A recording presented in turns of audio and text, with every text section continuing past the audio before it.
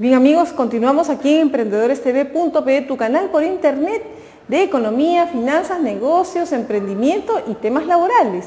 Y hoy estamos con la doctora Sara Campos, ella es responsable del área laboral de KPMG Tax and Legal. Ella viene hoy a comentarnos acerca de las obligaciones de los empleadores que tienen practicantes. Sí, chicos que todavía están en la universidad, están estudiando, pero que necesitan acreditar un número de horas ya de prácticas preprofesionales. Doctora, bienvenida, buenos días. Buenos días, Florinda. Gracias por la invitación. En realidad es un tema bastante importante, lo referido a todas las obligaciones de los practicantes preprofesionales, que es la gran población laboral que tenemos actualmente en las empresas, en los estudios jurídicos, en los estudios contables, donde realizan una especie de práctica aprendizaje de lo que aprenden, para la redundancia, en la universidad, y lo transmiten en el centro de trabajo y hacen una labor similar de personas que en futuro luego van a ocupar el lugar de trabajadores, ¿no? ¿Qué es lo primero que tiene que hacer una empresa si quiere enrolar en sus filas a los practicantes? En primer lugar, tiene que celebrar un convenio con un plan de capacitación. Este convenio, este plan, deben ser debidamente registrados ante la Autoridad de Trabajo, y tanto el convenio como el plan debe ser suscrito por el practicante o beneficiario de la modalidad, la empresa o el empleador y el centro de formación, sea instituto técnico o universidad. Los tres tienen que firmar el convenio y el plan de aprendizaje.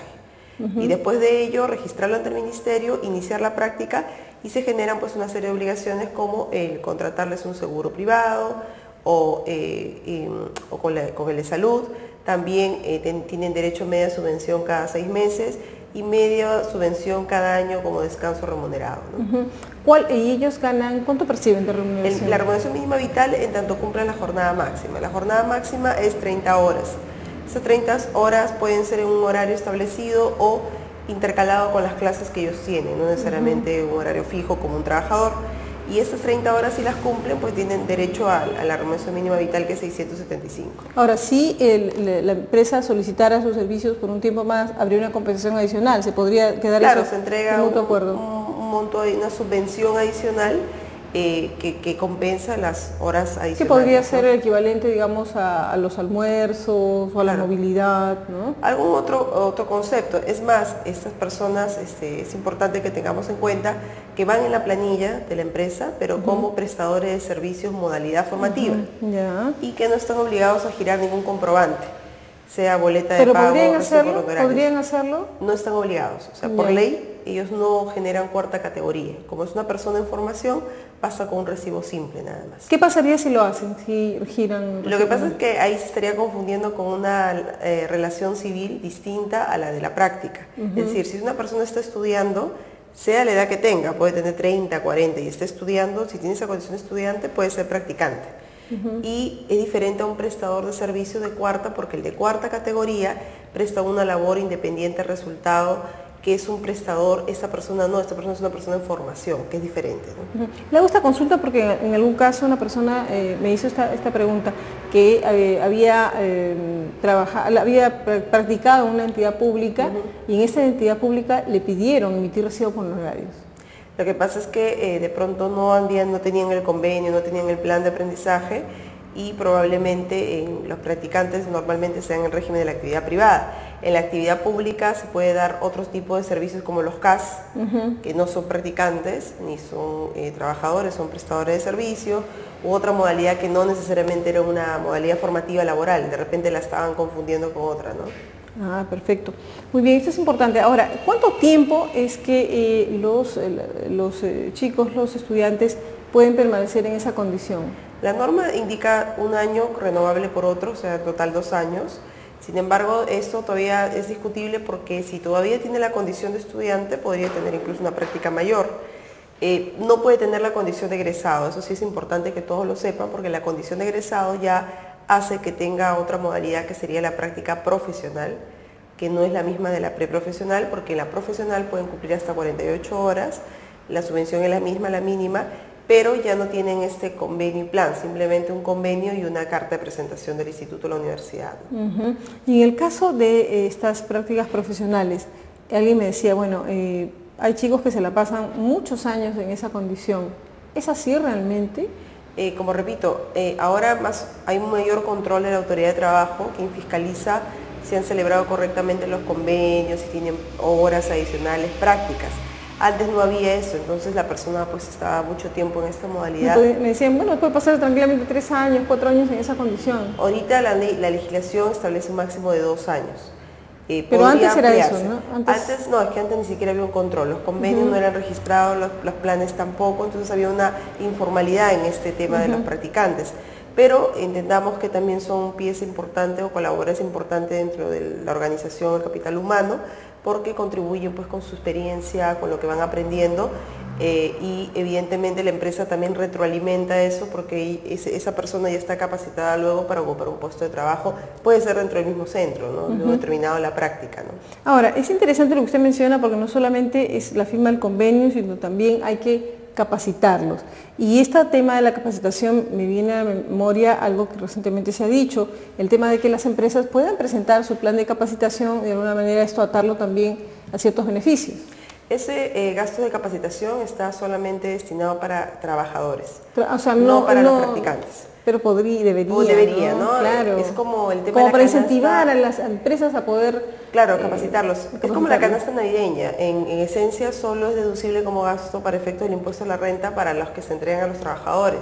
Sin embargo, la SUNAT, con el ánimo de incentivar justamente a estas personas, a los practicantes, se le estableció que ellos la canasta también era un gasto deducible y era permitido entregar una canasta navideña, lo que antes no se podía, por ejemplo. Entonces, habría que leer de pronto o interpretar una ampliación mayor a la norma para ver si la capacitación podría llegar a los practicantes, pero en teoría, en esencia, solo es para los trabajadores, ¿no? Interesante lo que nos menciona. Entonces, hay que recordar esto, hay ciertas obligaciones y también derechos. Los derechos de los practicantes, entonces. Es media subvención cada 6 meses. No lo confundamos con una gratificación porque si la persona empieza en marzo, al cabo de 6 meses tiene el derecho a la media subvención, que no va a coincidir con julio o con diciembre. Puede coincidir o en septiembre, ¿no? En septiembre tocaría. Claro, entonces es media subvención cada 6 meses, tiene 15 días de descanso remunerado al año para que puedan descansar y tener una pausa en sus prácticas. Tienen derecho a un seguro que cubra accidentes y enfermedades, que puede ser con una entidad privada o con el de salud también. No están obligados al aporte a un sistema pensionario. Si voluntariamente lo quieren, lo pueden hacer, pero no están obligados. No están obligados a aportar ni a la ONP ni a la AFP. No están obligados. Aún cuando, perdónenme, los reclutan desde las AFPs, me decían, desde que están en la universidad. Claro, los reclutan para cuando practican y todo, pero... No, reclutan como aportantes. Yo tengo un hermano que fue reclutado cuando todavía estudiaba medicina, le cuento. Yo también fui reclutada en la universidad, en la AFP. Y después no sabía cómo poder liberarme del compromiso porque, bueno, ofrecían regalos, polos, incentivos, ¿no? Pero esas AFPs, al final, uno tiene que hacer una lectura de mayor conciencia de qué me conviene más como persona trabajadora en mi vida futura. Porque si mi sueldo no es muy alto, no me va a resultar rentable la AFP, es preferible la ONP, que me va a subvencionar un monto mínimo. En cambio, si mis ingresos son altos, es muy oportuno la AFP, que tiene mayor rentabilidad. Y ahora, justamente para cerrar ese tema de si ir a la ONP, a la AFP, un detallito nada más para dar la información completa, doctora, con su ayuda. Si estoy en la ONP, también tendría que aportar 20 años como mínimo, no hay que olvidar eso, ¿no? Sí, lo que pasa es que en el caso de la ONP los requisitos, si es una jubilación ordinaria, son 65 años y 20 años de aportación. Si es una jubilación anticipada, si eres mujer, te piden 25 años de aportación y 50 años de edad, y si eres hombre, 55 años y 30 años de aportación. O sea, los requisitos son más puntuales. Sin embargo, si la persona tiene una situación de invalidez, una situación de salud, la ONP te financia con una pensión de invalidez. Pero la AFP sí, basta que tengas 65 años de edad para que te puedas jubilar, y si anticipadamente lo puedes hacer, va a depender del número de aportaciones, ¿no? Sí, nos hemos desviado un poquito del tema, pero en realidad creo que son pautas que hay que darle a los jóvenes, principalmente, que están incorporándose a la vida laboral, sea a través de prácticas preprofesionales, posteriormente prácticas profesionales. Creo que tienen que tener toda la información porque definitivamente no tienen escapatoria. Están dentro de una empresa formal, van a tener que aportar. En el caso de los ya trabajadores, de los profesionales, de los que egresaron. Egresaron, van a seguir siendo practicantes, no están obligados a AFP o UNP. Todavía. Todavía. Ya. Pero sacan el título y la empresa o bien extingue el convenio de prácticas o los inserta a su planilla como trabajadores. Hay un tema importante que acabas de tocar, que es que todo trabajador tiene derecho a exigirle al empleador un boletín informativo, que no se difunde mucho, el ministerio lo hace, pero no se difunde el boletín informativo. ¿Y qué es el boletín informativo? Que el empleador dentro de los 10 días tiene que entregar el boletín donde se explica ventajas y desventajas de la ONP y la AFP, para que el trabajador con un voto, una elección consciente diga a qué AFP me estoy afiliando o me conviene más la ONP.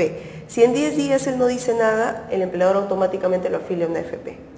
Entonces es importante que el trabajador sepa bien a qué sistema pensionario se va a afiliar, ¿no? Pero en todo caso sí advertirle que si en los 10 primeros días no lo hace, el empleador lo hace en cualquier AFP. Claro, porque más de una vez he escuchado a los jóvenes decir, me afiliaron sin haberme consultado. Entonces eso tampoco está bien. Claro, se tiene que decir puntualmente apenas ingresa, pedir el boletín, ese boletín informativo lo tiene que tener la empresa, ellos lo revisan, lo leen, se averiguan, consultan y después de eso le dicen al empleador quiero afiliarme a la ONP o a la AFP. Efectivamente, es importante. Ahora, para el caso de entonces los profesionales, los trabajadores, en este caso son trabajadores, pero son practicantes, digamos. Personas en formación. ¿Perdón? Personas en formación. Personas en formación, bueno, ese es el término. Para mí son colaboradores, ¿no? Claro. Bueno, son nuestros colaboradores en la empresa, son además personas que se ponen la camiseta, que están con muchas ganas de aprender. Creo que hay que tener la mayor de nuestras consideraciones, ¿no? Cumplir con las normas, si en caso ellos están dispuestos a quedarse más de las 6 horas que más o menos por día, a darles alguna compensación que equivalga o que represente esas horas extras. Claro, no hablamos ahí como horas extras como un trabajador, sino pero sí como tiempo que ellos van a invertir, ¿no? en su caso, ¿no? O en todo caso darles una facilidad cuando están en época de exámenes, ¿no? Que ocurre muchas veces, una semana de exámenes en la universidad o el instituto. En esa semana pues estamos hablando de casi 30 horas que no van a practicar, entonces esas horas pueden ser compensadas en otros días donde la empresa pues requiera mayor tiempo para poder terminar un trabajo que se tenga pendiente, ¿no? Claro, y en el caso de que por ejemplo ellos te digan no quiero irme de vacaciones, quiero seguir trabajando, no se puede, no se acepta. No, tienen que tomarlas, claro. En el caso, por ejemplo, de un trabajador... Se puede reducir de 30 a 15, por ejemplo. ¿no? O en la pequeña empresa se puede reducir de 15 a 7. En algunos casos sé que las empresas les compran las vacaciones, claro, cuando ¿no? es de 30 a 15 días. Pero en el caso del practicante no, porque tiene 15 días de descanso. Entonces menos de ese tiempo no podría, tendría que de todas maneras tomarlo, ¿no? Perfecto, muy bien. Bien, doctora, entonces sanciones para aquellos que incumplan normas. De acuerdo a la ley y el reglamento de inspección laboral, han establecido infracciones por modalidades formativas. En este caso, contrataron practicantes sin haber registrado el convenio o el contrato, es una infracción de carácter grave, cuya base de cálculo va entre 6 a 10 UITs y el porcentaje se va a aplicar dependiendo del número de practicantes no registrados, 5%, 10%, dependiendo de cuántos son que no han sido registrados. Luego, no pagarle la subvención mínima es una infracción de carácter muy grave, porque es como no pagar la remuneración mínima vital a un trabajador. Y también la sanción es mucho más alta, va de 11 UITs hasta 20 UITs, y el porcentaje, dependiendo de cuántos no han sido registrados, no incluirlos en la planilla electrónica también es sumamente importante, ¿no?